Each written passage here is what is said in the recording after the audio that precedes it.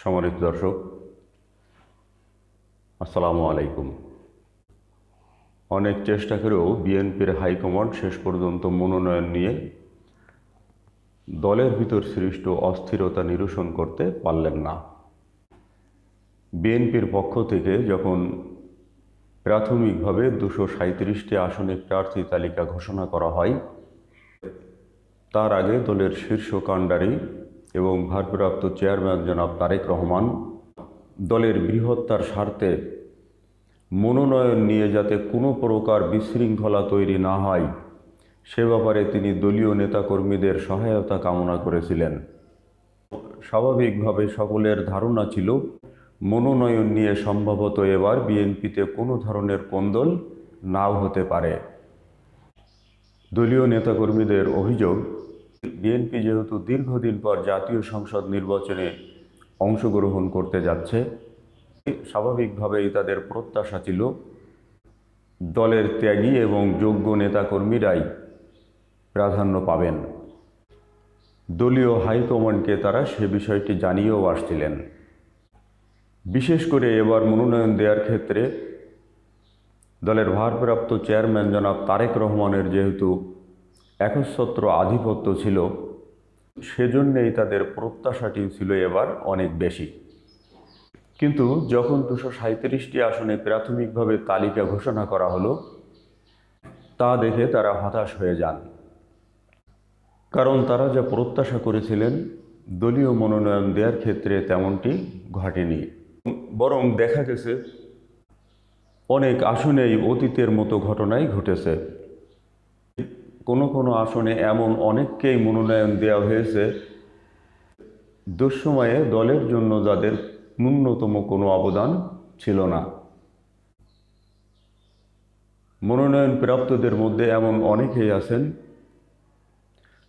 যারা আওয়ামী লীগের শাসন আমলে আওয়ামী লীগের নেতাকর্মীদের সাথে গোপন সখ্যতা বজায় রেখে চলতেন।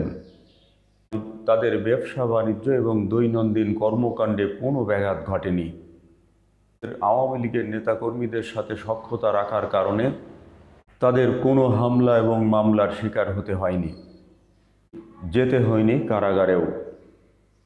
অথচ দলকে যারা ভালোবাসেন, দলের জন্য যারা অসীম ত্যাগ স্বীকার করেছেন, দেখা গেছে সব ধরনের যোগ্যতা থাকা সত্ত্বেও এমন নেতারা মনোনয়ন পাওয়া থেকে বঞ্চিত হয়েছেন।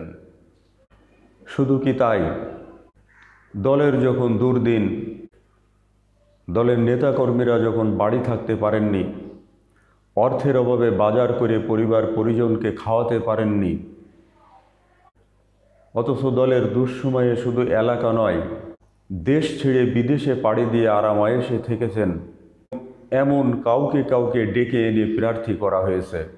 ক্ষুব্ধ নেতাকর্মীরা বিস্ময় প্রকাশ করে বলেন, বিএনপিতে অনেক যোগ্য নেতাকর্মী রয়েছেন যারা বয়সে নবীন হলেও নেতৃত্ব দেওয়ার ক্ষেত্রে অত্যন্ত যোগ্যতা সম্পন্ন।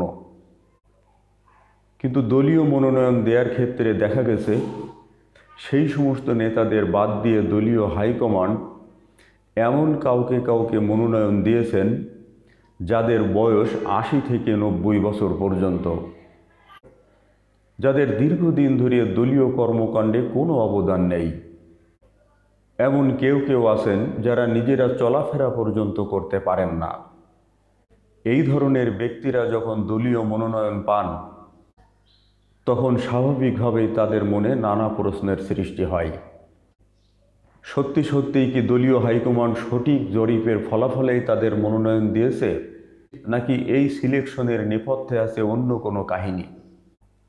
যারা ভালোভাবে কথা বলতে পারেন না, গ্রাম অঞ্চলের সাধারণ মানুষ তো দূরের কথা, দলীয় নেতাকর্মীদের অনেক কেউ চেনেন না, তিনি কিভাবে ভোট করবেন? অন্যের সহযোগিতা ছাড়া যারা চলাফেরা করতে পারেন না, তারা বিশাল একটি নির্বাচনী এলাকা কিভাবে চষে বেড়াবেন? বিস্ময় প্রকাশ করে দলীয় নেতাকর্মীরা বলেন, এই ধরনের নেতারা যখন দলীয় মনোনয়ন লাভ করে, তখন তা নিয়ে যদি কেউ প্রশ্ন তোলেন, সেটিকে ফেলে দেয়া যায় না। আর এসব কারণেই প্রথম দিকে কেউ কিছু না বললেও সময়ের ব্যবধানে ঠিকই তারা মুখ খোলেন, শুরু করে দেন ক্ষোভ বিক্ষোভ প্রদর্শন, যা ছড়িয়ে পড়েছে দেশের বিভিন্ন স্থানে। দলীয় সূত্রে জানা গেছে, বর্তমানে দেশের অন্তত 25 থেকে 30টি জেলায় দলীয় প্রার্থী পরিবর্তনের দাবিতে কোথাও না কোথাও মিছিল, মিটিং, বিক্ষোভ এবং সড়ক অবরোধের মতো ঘটনা ঘটছে।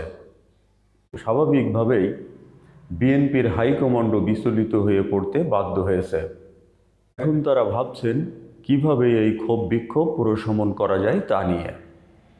দলীয় সূত্র মতে, যে সমস্ত আসনে ক্ষোভ বিক্ষোভ হচ্ছে সেই বিষয়টি তারা নতুন করে খতিয়ে দেখবেন।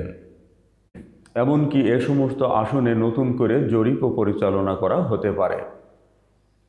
সেই জরিপে যদি দেখা যায় ওই সমস্ত আসনগুলোর কোনোটিতে প্রার্থী পরিবর্তন করা প্রয়োজন, দলের পক্ষ থেকে অবশ্যই তা বিবেচনা করা হতে পারে।